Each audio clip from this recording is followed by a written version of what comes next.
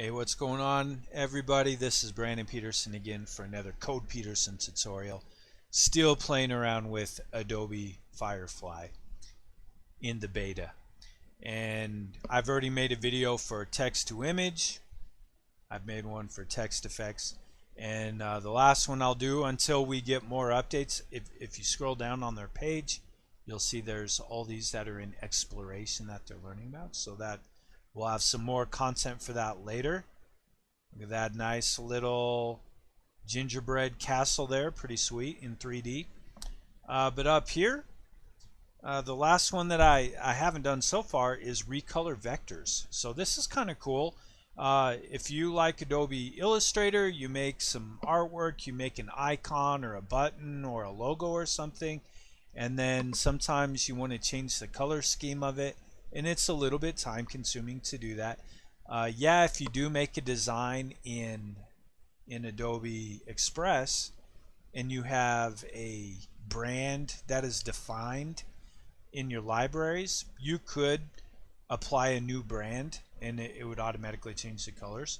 But other than that, there's not a whole lot of options. So this recolor vectors here is pretty cool. So I'm going to click here, generate. This one, they do have some options here. So you can click on these and change the graphics, or not change the graphics, change the color scheme of them if you want. Or you can upload an SVG. So I'm going to click here on upload, and I'm going to select this little floppy disk graphic that I made on Adobe Illustrator, and it says describe the color palette that you want to generate. So this one on here is just standard black and gray and in white and orange. So maybe in this one I want it to be Y2K colors, and I'll click generate.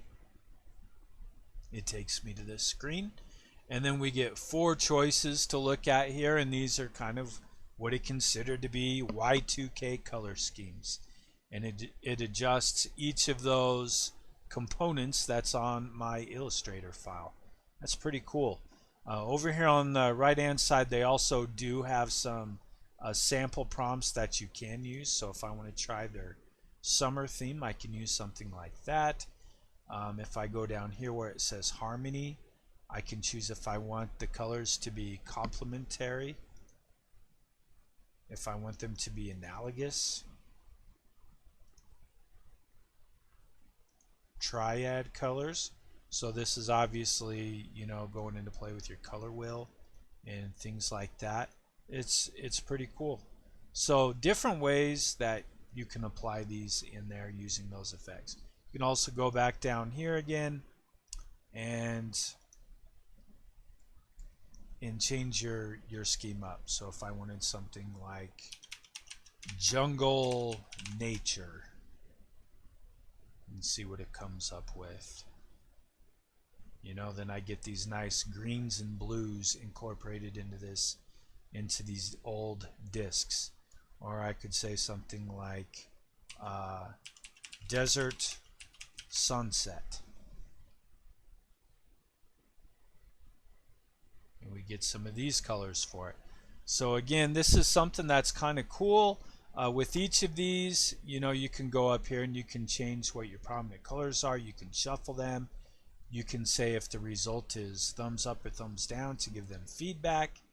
To further improve it, you can copy it to your clipboard, or when you download it, this one it puts as an SVG, and because this was my Illustrator file, it was my SVG file that I uploaded, it doesn't put the watermark in that. So this one here, you can easily change the theme of your illustrations and not have to worry about the kind of noticeable Firefly watermark down there in the corner. So there's that benefit to it as well.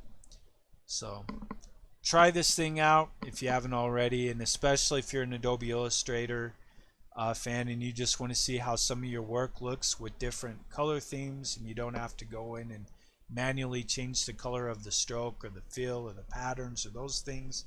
It just automatically does it for you in here. So I think it's pretty useful, and I think you will also.